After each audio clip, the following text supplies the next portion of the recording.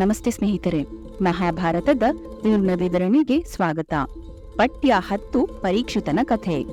ಪಾಂಡುವಿನ ಮಗ ಅರ್ಜುನ, ಅರ್ಜುನನ ಮಗ ಅಭಿಮನ್ಯು, ಹಾಗೆಯೇ ಅಭಿಮನ್ಯು ಮತ್ತು ಉತ್ತರೆಗೆ ಹುಟ್ಟಿದ ಮಗ ಪರೀಕ್ಷಿತ ಮಹಾರಾಜ. ಪರೀಕ್ಷಿತ ಮಹಾರಾಜ ತನ್ನ ತಂದೆ ಮತ್ತು ತಾತನಂತೆ ಮಹಾವೀರನಾಗಿದ್ದ ಮತ್ತು ಹಸ್ತಿನಾಪುರವನ್ನು ಆಳುತ್ತಿದ್ದ. ಪರೀಕ್ಷಿತನಿಗೆ ಬೇಟೆಯಾಡುವ ಆಸೆ ಹೆಚ್ಚು. ಒಂದು ಸಲ ಬೇಟೆಯಾಡುವಾಗ ಜಿಂಕೆಯೊಂದಕ್ಕೆ ತನ್ನ ಬಾಣವನ್ನು ಬಿಟ್ಟ. ಆ ಜಿಂಕೆ ಚುಚ್ಚಿಕೊಂಡಿದ್ದ ಬಾಣದ ಜೊತೆಯಲ್ಲೇ ಅಲ್ಲಿಂದ ಓಡಿ ಹೋಯಿತು. ಪರೀಕ್ಷಿತ ಮಹಾರಾಜ ಅದರ ಹಿಂದೆಯೇ ಓಡಲು ಶುರು ಮಾಡಿದ. ಓಡಿ ಓಡಿ ಬಹಳ ದಣಿದು ಹೋದ. ಎಷ್ಟು ಓಡಿದರೂ ಜಿಂಕೆ ಸಿಗಲಿಲ್ಲ. ಕೊನೆಗೆ ಬಾಯಾರಿಕೆಯಿಂದ ಬಳಲಿ ಒಂದು ಆಶ್ರಮದ ಬಳಿಗೆ ಬಂದ. ಆ ಆಶ್ರಮ ಶಮೀಕ ಎಂಬ ಋಷಿಯದ್ದಾಗಿತ್ತು. ಶಮೀಕ ಋಷಿಗಳು ಹಸುಗಳು ಕರುಗಳಿಗೆ ಹಾಲು ಕುಡಿಸುವಾಗ ಅವುಗಳ ಬಾಯಿಂದ ಬರುತ್ತಿದ್ದ ನೊರೆಯನ್ನು ಸೇವಿಸಿ ಜೀವಿಸುತ್ತಿದ್ದರು. ಅತೀವವಾದ ಕಠಿಣ ತಪಸ್ಸುಗಳಲ್ಲಿ ನಿರತರಾಗಿರುತ್ತಿದ್ದರು. ಪರೀಕ್ಷಿತ ಮಹಾರಾಜ ಬಂದಾಗ ಕೂಡ ಶಮೀಕ ಋಷಿಗಳು ಪದ್ಮಾಸನದಲ್ಲಿ ಕುಳಿತು ಧ್ಯಾನ ಮಾಡುತ್ತಿದ್ದರು. ಹೆಚ್ಚಾಗಿ ದಣಿವಾಗಿದ್ದರಿಂದ ಪರೀಕ್ಷಿತ ಮಹಾರಾಜ ತಾಳ್ಮೆ ಕಳೆದುಕೊಂಡಿದ್ದ. ಯಾರೊಡನೆ ಮಾತನಾಡುತ್ತಿದ್ದೇನೆ ಎಂಬ ಪರಿಜ್ಞಾನವಿಲ್ಲದೆ ಶಮೀಕ ಋಷಿಗಳಿಗೆ, ಎಲೈ ಮಹರ್ಷಿ, ನಾನು ಪರೀಕ್ಷಿತ ಮಹಾರಾಜ, ಅಭಿಮನ್ಯುವಿನ ಪುತ್ರ. ನನ್ನ ಬಾಣದಿಂದ ತಪ್ಪಿಸಿಕೊಂಡ ಜಿಂಕೆಯೊಂದು ಈ ಕಡೆ ಏನಾದರೂ ಬಂದಿದೆಯೇ? ನೀನೇನಾದರೂ ನೋಡಿದೀಯಾ ಎಂದು ಅಹಂಕಾರ ಮತ್ತು ದರ್ಪದಿಂದ ಪ್ರಶ್ನಿಸುತ್ತಾನೆ. ಶಮೀಕ ಋಷಿಗಳು ಮೌನವ್ರತದಲ್ಲಿದ್ದರು ಮತ್ತು ಪರೀಕ್ಷಿತನ ಯಾವ ಪ್ರಶ್ನೆಗೂ ಸ್ಪಂದಿಸಲಿಲ್ಲ. ಮೊದಲೇ ಸಹನೆ ಕಳೆದುಕೊಂಡಿದ್ದ ಪರೀಕ್ಷಿತ ಇನ್ನೂ ಮುಂದೆ ಯೋಚಿಸದೆ ಸುತ್ತಲೂ ನೋಡಿ ಅಲ್ಲೇ ಹತ್ತಿರದಲ್ಲಿ ಬಿದ್ದಿದ್ದ ಒಂದು ಸತ್ತ ಹಾವನ್ನು ತನ್ನ ಬಿಲ್ಲಿನ ತುದಿಯಿಂದ ಎತ್ತಿ ಶಮೀಕ ಋಷಿಗಳ ಕೊರಳಿಗೆ ಹಾಕಿಬಿಡುತ್ತಾನೆ. ಆದರೆ ಶಮೀಕ ಋಷಿಗಳು ಒಂದು ಮಾತು ಕೂಡ ಆಡುವುದಿಲ್ಲ. ಶಮೀಕ ಋಷಿಗಳ ಈ ಮೌನವನ್ನು ಕಂಡ ಪರೀಕ್ಷಿತ ಸ್ವಲ್ಪ ಸಮಯದ ನಂತರ ಸ್ಥಿತಪ್ರಜ್ಞೆಗೆ ಬರುತ್ತಾನೆ. ಕೋಪ ಕೂಡ ಕಡಿಮೆಯಾಗುತ್ತದೆ. ನಂತರ ತನ್ನ ವರ್ತನೆಗೆ ಪಶ್ಚಾತ್ತಾಪ ಪಡುತ್ತಾನೆ. ಪರೀಕ್ಷಿತ ಮಹಾರಾಜ ಧರ್ಮಾತ್ಮನಾದ ರಾಜನಾಗಿದ್ದುದರಿಂದ ಶಮೀಕ ಋಷಿಗಳ ಅವನಿಗೆ ಶಾಪ ಕೊಡುವುದಿಲ್ಲ. ಆದರೆ ಈ ಶಮೀಕ ಋಷಿಗಳಿಗೆ ಒಬ್ಬ ಮಗ ಇದ್ದ. ಅವನ ಹೆಸರು ಶೃಂಗಿ. ಅವನು ಕೂಡ ಮಹಾತಪಸ್ವಿಯಾಗಿದ್ದ. ಜೊತೆಗೆ ಬಹಳ ಕೋಪಿಷ್ಠನೂ ಆಗಿದ್ದ. ಮಹಾತಪಸ್ವಿಯಾಗಿದ್ದರಿಂದ ಬ್ರಹ್ಮದೇವನನ್ನು ಭೇಟಿ ಮಾಡುತ್ತಿದ್ದ.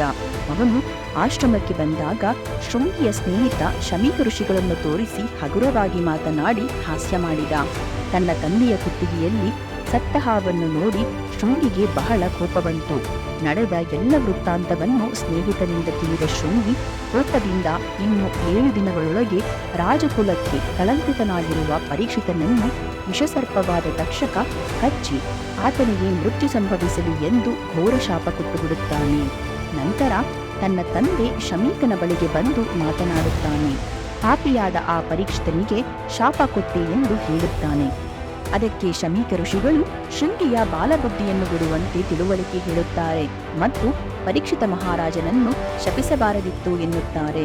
ಏಕೆಂದರೆ ರಾಜನಾದವನು ಧರ್ಮದ ರಕ್ಷಣೆ ಮಾಡುತ್ತಾನೆ. ಪರೀಕ್ಷಿತ ಬಂದಾಗ ಬಹಳ ಬಾಯಾರಿಕೆಯಿಂದ ದಣಿದಿದ್ದ. ಸಹನೆ ಇರಲಿಲ್ಲ.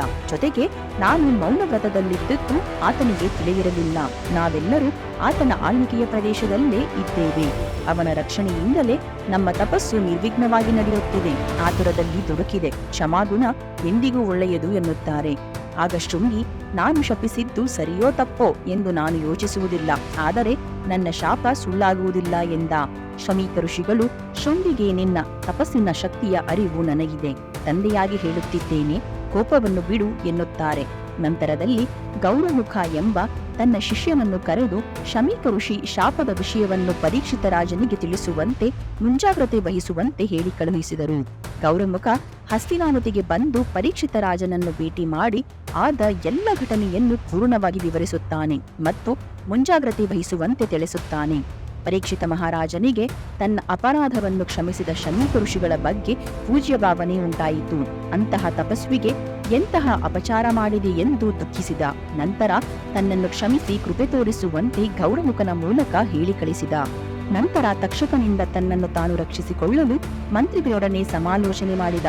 ಕೊನೆಗೆ ಒಂದೇ ಒಂದು ಕಂಬದ ಅರಮನೆಯನ್ನು ನಿರ್ಮಿಸಿ ಅದರಲ್ಲಿ ಸೇರಿಕೊಂಡ. ವಿಷವೈದ್ಯರು ಮತ್ತು ಮಂತ್ರಸಿದ್ಧಿಯನ್ನು ಪಡೆದ ಬ್ರಾಹ್ಮಣರನ್ನು ಅರಮನೆಯ ಸುತ್ತ ಇರಿಸಿದ. ಯಾರೂ ಅವನ ಬಳಿಗೆ ಹೋಗುವಂತಿರಲಿಲ್ಲ. ಇನ್ನು ರಾಜನಿಗಿರುವ ಗಂಡಾಂತರದ ವಿಷಯ ಎಲ್ಲ ಕಡೆ ಹರಡಿತ್ತು. ಆಗ ಕಾಶ್ಯಪ ಎಂಬ ಬ್ರಾಹ್ಮಣನೊಬ್ಬ ಪರೀಕ್ಷಿತನನ್ನು ಬದುಕಿಸಲು ನಿರ್ಧರಿಸಿದ. ಆತ ಮಂತ್ರಸಿದ್ಧಿಯಲ್ಲಿ ಪರಿಣಿತನಾಗಿದ್ದ ಮತ್ತು ಪರೀಕ್ಷಿತನನ್ನು ಬದುಕಿಸುವ ಶಕ್ತಿಯೂ ಆತನಿಗಿತ್ತು. ಅದಕ್ಕಾಗಿಯೇ ಕಾಶ್ಯಪ ಹಸ್ತಿನಾವತಿಯ ಕಡೆಗೂ ಪ್ರಯಾಣ ಬೆಳೆಸಿದ. ಇತ್ತ ತಕ್ಷಕ ಕೂಡ ಬ್ರಾಹ್ಮಣ ವೇಷ ಧರಿಸಿ ಹಸ್ತಿನಾವತಿಗೆ ಹೊರಟಿದ್ದ. ದಾರಿಯಲ್ಲಿ ಕಾಶ್ಯಪನನ್ನು ನೋಡಿದ ತಕ್ಷಕನಿಗೆ ಆತನ ಮನೋಗತ ಬಲದಿಂದ ಕಾಶ್ಯಪನ ಶಕ್ತಿಯ ಬಗ್ಗೆ ಮತ್ತು ಆತನ ಮನಸ್ಸಿನಲ್ಲಿ ನಡೆಯುತ್ತಿರುವ ಆಲೋಚನೆಯ ಬಗ್ಗೆ ತಿಳಿದು ಹೋಯಿತು. ಹೇಗಾದರೂ ಆತನನ್ನು ತಡೆಯಬೇಕೆಂದು ಕಾಶ್ಯಪನನ್ನು ಮಾತನಾಡಿಸಿದ. ಇಷ್ಟೊಂದು ಅವಸರದಿಂದ ಎಲ್ಲಿಗೆ ಹೊರಟಿರುವೆ ಎಂದು ಕಾಶ್ಯಪನನ್ನು ಕೇಳಿದ. ಅದಕ್ಕೆ ಕಾಶ್ಯಪ ರಾಜನಿಗೆ ವಿಷಚಿಕಿತ್ಸೆ ನೀಡಲು ಹೊರಟಿರುವೆ ಎಂದು ಸತ್ಯವನ್ನೇ ಹೇಳಿದ. ನಿಜ ಹೇಳಿದಕ್ಕಾಗಿ ತಕ್ಷಕ ಕಾಶ್ಯಪನಿಗೆ ತನ್ನ ನೈಜ ಸ್ವರೂಪ ತಿಳಿಸಿ, ನಾನೇ ತಕ್ಷಕ, ನಾನು ಕಚ್ಚಿದ ಮೇಲೆ ನೀನಾಗಲಿ ಯಾರೇ ಆಗಲಿ ರಾಜನನ್ನು ಬದುಕಿಸಲು ಸಾಧ್ಯವಿಲ್ಲ, ಸುಮ್ಮನೆ ಹೊರಟು ಹೋಗು ಎಂದು ಹೇಳಿದ. ಅದಕ್ಕೆ ಕಾಶ್ಯಪ, ಸಾಧ್ಯವಿದೆ, ವಿದ್ಯೆ, ಬುದ್ಧಿ ಮತ್ತು ತಪೋಬಲ ಒಟ್ಟಿಗೆ ಸೇರಿದರೆ ಖಂಡಿತ ರಾಜನ ಚಿಕಿತ್ಸೆ ಯಶಸ್ವಿಯಾಗಿ ನಡೆಯುತ್ತದೆ ಎಂದ. ಕೂಡಲೇ ತಕ್ಷಕ ತನ್ನ ಎದುರಿಗಿದ್ದ ಒಂದು ದೊಡ್ಡ ಮರವನ್ನು ಕಚ್ಚಿದ. ವಿಷದಿಂದ ಆ ಮರ ಧಗಧಗನೆ ಉರಿದು ಭಸ್ಮವಾಗಿ ಹೋಯಿತು. ಈಗ ಈ ಮರಕ್ಕೆ ಚಿಕಿತ್ಸೆ ನೀಡು, ನಿನ್ನ ಶಕ್ತಿ ಏನೆಂದು ನೋಡೋಣ ಎಂದ.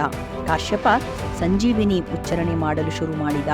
ಇದ್ದಕ್ಕಿದ್ದಂತೆ ಬೂದಿಯಿಂದ ಬೀಜ, ನಂತರ ಅದರ ಮೊಳಕೆ, ಕಾಂಡ, ಕೊಂಬೆ, ರೆಂಬೆಗಳಾಗಿ ಸ್ವಲ್ಪ ಹೊತ್ತಿಗೆ ಆ ಮರ ಮೊದಲಿದ್ದ ಸ್ವರೂಪಕ್ಕೆ ಬಂತು. ತಕ್ಷಕ ಬೆರಗಾಗಿ ಹೋದ. ತನ್ನ ವಿಷವನ್ನೂ ಪರಿಹರಿಸಬಲ್ಲ ಶಕ್ತಿ ಕಾಶ್ಯಪನಿಗೆ ಇದೆಯೆಂಬ ಅರಿವು ಅವನಿಗೆ ಖಚಿತವಾಗಿ ಹೋಯಿತು. ನಂತರ ಸಮಾಧಾನದಿಂದ, ಬ್ರಾಹ್ಮಣೋತ್ತಮ, ನಿನ್ನ ಶಕ್ತಿಯ ಬಗ್ಗೆ ನನಗೆ ಗೌರವವಿದೆ. ಯಾವ ಪ್ರಯೋಜನ ಬಯಸಿ ರಾಜನ ಬಳಿಗೆ ಹೊರಟಿರುವೆ? ಧನವನ್ನೇನಾದರೂ ಬಯಸಿದ್ದರೆ ನೀನು ಬಯಸಿದಕ್ಕಿಂತ ಹೆಚ್ಚಿನ ಧನವನ್ನು ನಾನು ಕೊಡುತ್ತೇನೆ. ಅದನ್ನು ತೆಗೆದುಕೊಂಡು ಹಿಂತಿರುಗಿ ಹೋಗು. ಅಲ್ಲದೆ ಪರೀಕ್ಷಿತ ಋಷಿಪುತ್ರ ಶೃಂಗಿಯ ಶಾಪಕ್ಕೆ ಗುರಿಯಾದವನು. ಅವನಲ್ಲಿ ನಿನ್ನ ಶಕ್ತಿ ವಿಫಲವಾದರೂ ಆಗಬಹುದು, ಯೋಚಿಸು ಎಂದ. ಅಂತಃಶಕ್ತಿಯನ್ನು ಹೊಂದಿದ್ದ ಕಾಶ್ಯಪನಿಗೆ ಪರೀಕ್ಷಿತನ ಆಯಸ್ಸು ಮುಗಿದಿರುವುದು ಗೊತ್ತಾಯಿತು. ಸ್ವಲ್ಪ ಹೊತ್ತು ಯೋಚಿಸಿ ತಕ್ಷಕನಿಂದ ಧನವನ್ನು ಪಡೆದು ಹಿಂತಿರುಗಿ ಹೊರಡಲು ನಿರ್ಧರಿಸಿದ. ತಕ್ಷಕ ಹಸ್ತಿನಾವತಿಗೆ ಬಂದು ಅರಮನೆಯನ್ನು ಸಮೀಪಿಸಿದಾಗ ಋಷಿಯ ಮಗ ಶೃಂಗಿ ಹೇಳಿದ್ದ 7ನೇ ದಿನ. ಅರಮನೆಯ ಸುತ್ತ ವಿಷವೈದ್ಯರು, ಮಂತ್ರಸಿದ್ಧ ಪರಿಣಿತರು ಕಾಯುತ್ತಿದ್ದರು. ಮಂತ್ರಪಠಣೆಗಳೂ ನಡೆಯುತ್ತಿದ್ದವು. ಏನು ಮಾಡಬೇಕೆಂದು ಸ್ವಲ್ಪ ಹೊತ್ತು ಯೋಚಿಸಿ ವಂಚನೆ ಮಾಡಿಯೇ ಒಳಗೆ ಹೋಗಬೇಕೆಂದು ನಿರ್ಧರಿಸಿದ. ಸರ್ಪಗಳಲ್ಲಿ ಕೆಲವರನ್ನು ತಪಸ್ವಿಗಳ ವೇಷದಲ್ಲಿ ಫಲಪುಷ್ಪಗಳನ್ನು ಕಳುಹಿಸಲು ನಿರ್ಧರಿಸಿದ. ನಂತರ ಸ್ವತಃ ತಾನು ಅಡುವಿನ ರೂಪದಲ್ಲಿ ಒಂದು ಹಣ್ಣಿನೊಳಗೆ ಸೇರಿಕೊಂಡ. ಏಕೆಂದರೆ ತನ್ನ ಮಂತ್ರಿಗಳು, ಹಿತೈಷಿಗಳ ಹೊರತು ಕೇವಲ ತಪಸ್ವಿಗಳು ಮಾತ್ರ ಪರೀಕ್ಷಿತನ ಬಳಿಗೆ ಹೋಗುವ ಅವಕಾಶವಿತ್ತು. ಅದರಂತೆ ಕಪಟ ಸರ್ಪಗಳು ತಪಸ್ವಿಗಳ ರೂಪದಲ್ಲಿ ಒಳಗೆ ಹೋಗಿ ರಾಜನಿಗೆ ಫಲಪುಷ್ಪಗಳನ್ನು ಸಮರ್ಪಿಸಿದರು. ಅಷ್ಟು ಹೊತ್ತಿಗಾಗಲೇ ಸೂರ್ಯ ಮುಳುಗುತ್ತಿದ್ದ.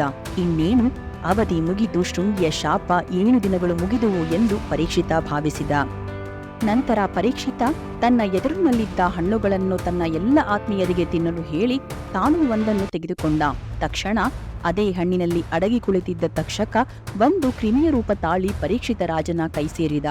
ಆ ಕ್ರಿಮಿಯ ಬಣ್ಣ ದೇಹ ಕಪ್ಪಾಗಿಯೂ ಕಣ್ಣು ಕೆಂಪಾಗಿಯೂ ಇತ್ತು. ಆ ಕ್ರಿಮಿಯನ್ನು ನೋಡಿದ ಪರೀಕ್ಷಿತ ತನ್ನ ಮಂತ್ರಿಗಳಿಗೆ ಹೇಳಿದ, ಮಂತ್ರಿಗಳೇ, ಸ್ನೇಹಿತರೆ, ಸೂರ್ಯಾಸ್ತವಾಗಿದೆ, ಇನ್ನು ವಿಷದ ಯಾವುದೇ ಭಯವಿಲ್ಲ. ಆದರೆ ನಾನು ಶಮೀಕ ಋಷಿಗಳಿಗೆ ಮಾಡಿದ ಅಪಚಾರಕ್ಕೆ ಶಿಕ್ಷೆಯಾಗಬೇಕು. ಋಷಿಪುತ್ರನ ಶಾಪ ಸುಳ್ಳಾಗಬಾರದು. ನನ್ನ ಕೈಯಲ್ಲಿರುವ ಈ ಕ್ರಿಮಿಯೇ ನನ್ನನ್ನು ತಕ್ಷಕನಾಗಿ ಕಚ್ಚಿಬಿಡಲಿ ಎಂದು ಅದನ್ನು ತನ್ನ ಕುತ್ತಿಗೆಯ ಮೇಲೆ ಬಿಟ್ಟುಕೊಂಡ. ಇದೇ ಸಮಯಕ್ಕೆ ಹೊಂಚು ಹಾಕಿದ್ದ ತಕ್ಷಕ ತಕ್ಷಣವೇ ತನ್ನ ನಿಜ ಸ್ವರೂಪ ತಾಳಿ ಪರೀಕ್ಷಿತನನ್ನು ಕಚ್ಚಿಕೊಂದು ಬಿಟ್ಟ. ದಿಕ್ಕುದೋಚದಂತಾಗಿ ನಿಂತಿದ್ದ ಮಂತ್ರಿಗಳೆಲ್ಲ ದಿಗ್ಭ್ರಮೆಗೊಳಗಾಗಿ ತಕ್ಷಕನನ್ನು ಹುಡುಕಿದರು. ಅಷ್ಟರಲ್ಲೇ ತಕ್ಷಕ ಕೆಲಸ ಮುಗಿಸಿ ಆಕಾಶದಲ್ಲಿ ಹೋಗುತ್ತಿದ್ದ. ತಕ್ಷಕನ ವಿಷದ ಜ್ವಾಲೆಗೆ ಅರಮನೆಯೇ ಧ್ವಂಸವಾಯಿತು. ಅದನ್ನು ತಡೆಯಲಾರದೆ ಎಲ್ಲರೂ ದೂರ ಓಡಿ ಹೋದರು. ಪರೀಕ್ಷಿತನ ದೇಹ ನೆಲಕ್ಕುರುಳಿತು.